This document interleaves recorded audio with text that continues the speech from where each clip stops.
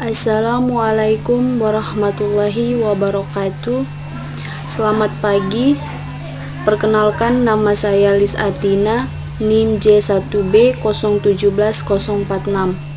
Program Studi Teknik Pertanian, Fakultas Teknologi Pangan dan Agroindustri, Universitas Mataram.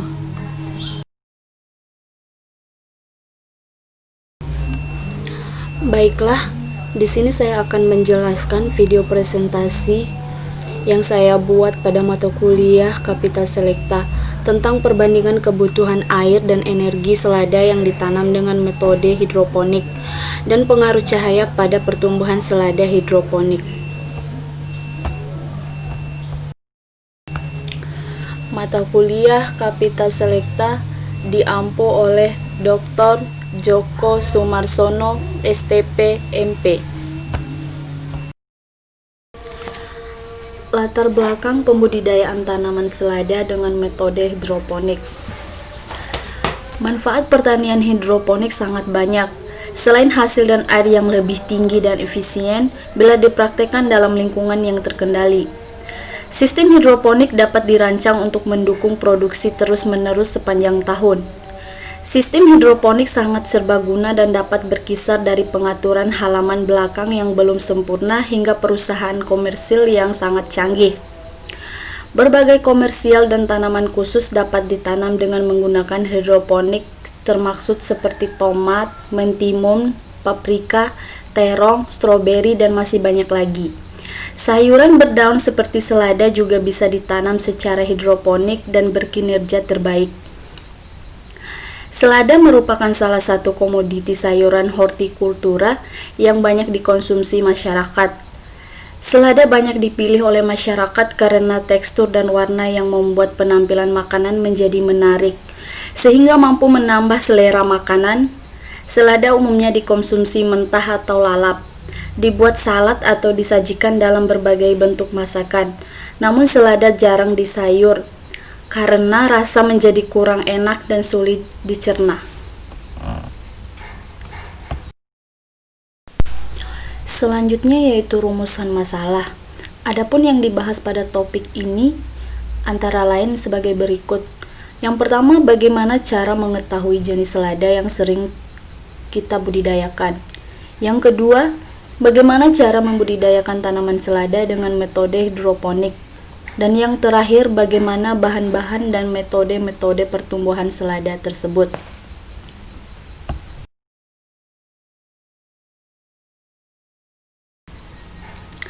Masuk pada tahap pembahasan. Di sini saya akan menjelaskan apa itu hidroponik. Dapat dilihat pada slide, hidroponik berasal dari bahasa Latin yang terdiri dari kata hidro yang berarti air dan ponos yang berarti bekerja. Hidroponik diartikan sebagai pengerjaan atau pengelolaan air sebagai media tumbuh tanaman dan tempat mengambil unsur hara yang diperlukan pada budidaya tanaman, menggunakan tanah sebagai media tanam. Selanjutnya di sini saya akan menjelaskan kelebihan dan kekurangan hidroponik. Dapat dilihat di sini, kelebihan hidroponik antara lain sebagai berikut. Yang pertama, penggunaan lahan lebih efisien. Yang kedua, tanaman berproduksi tanpa menggunakan tanah. Yang ketiga, tidak ada resiko untuk penanaman terus-menerus sepanjang tahun.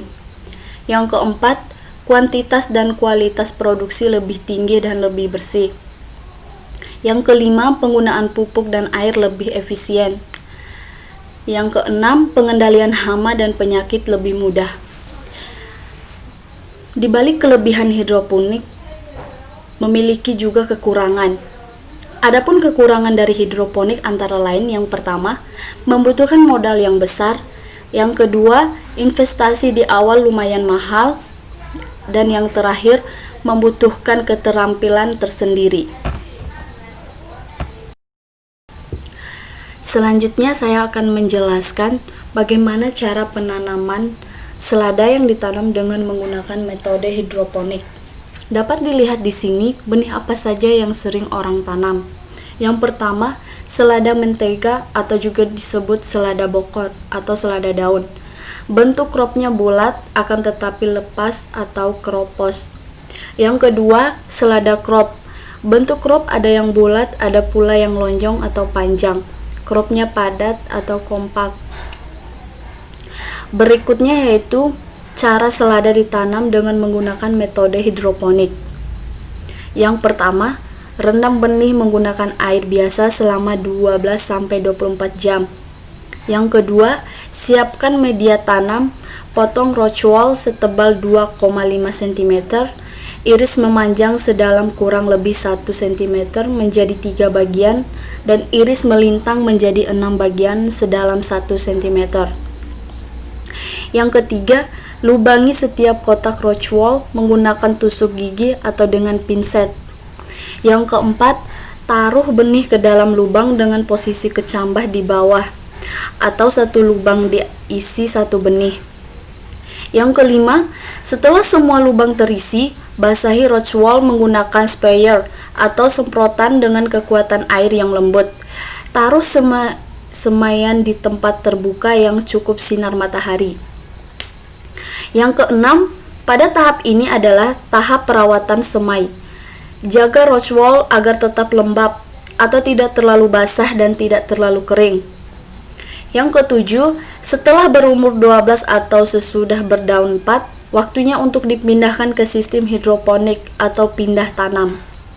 Yang ke-8, pisahkan atau potong rochwol berdasarkan irisan yang dibuat pada step awal. Apabila susah untuk memisahkan rochwol, maka bisa menggunakan cutter untuk memotong rochwol sampai terpisah.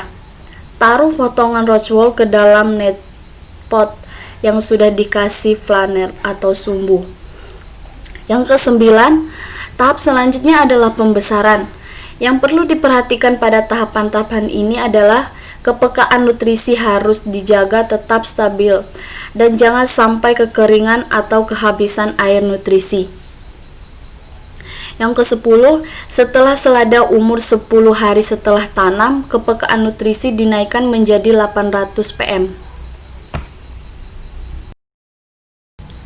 Berikut merupakan kelanjutan dari cara penanaman selada dengan menggunakan metode hidroponik. Tahap selanjutnya yaitu setelah memasuki umur 20 hari setelah tanam, naikkan kepekaan nutrisi menjadi 1200 ppm. Usahakan bak air nutrisi tetap bersih. Apabila sudah ada kotoran atau keruh, ganti dengan air nutrisi yang baru. Hal ini sangat penting dilakukan karena akan berpengaruh terhadap penyerapan nutrisi oleh akar dan akan menentukan pertumbuhan tanaman. Dan selanjutnya, masa panen selada adalah sekitar 30-40 hari setelah tanam. Ada beberapa yang lebih suka memanen selada baby, yaitu sebelum berumur 30 hari sesudah tanam.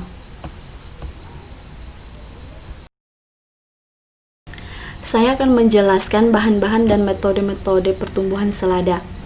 Dapat dilihat di sini apa saja metode-metode pertumbuhan selada. Yang pertama, bahan tanaman dan kondisi pertumbuhan. Biji selada adalah suling udara dan berkecambah pada suhu 25 derajat Celcius. Setelah perkecambahan, benih ini ditanam di kubus spons yang berukuran 2,5 x 2,5 x 2,5 cm dengan kepadatan 1 biji per kubus spons. Sebelum ditanam di lingkungan, ruang pertumbuhan terkontrol di ruang pertumbuhan. Dingin lampu neon putih digunakan sebagai penumbuh sumber cahaya.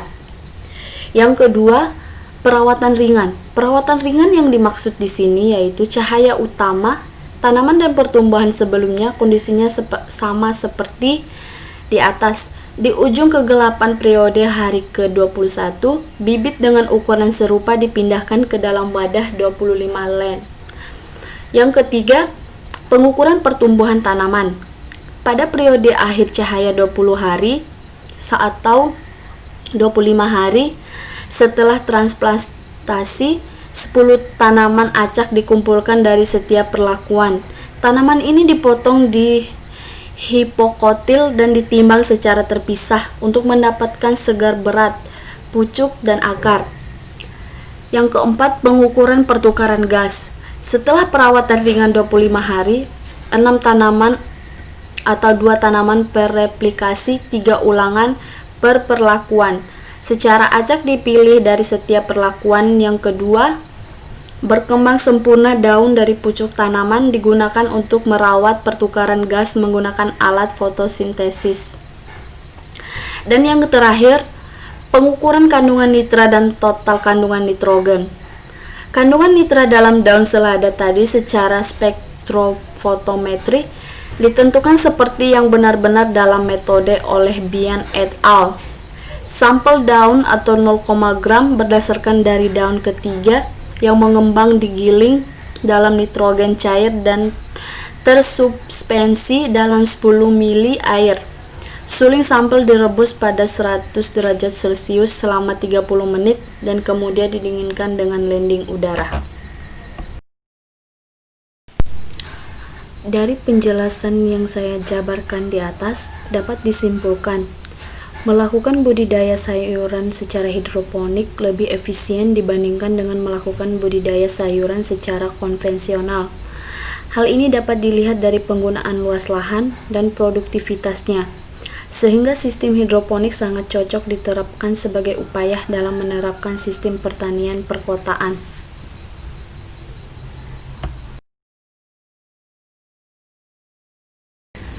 Sekian dari video presentasi saya. Lebih dan kurangnya saya mohon maaf. Wassalamualaikum warahmatullahi wabarakatuh.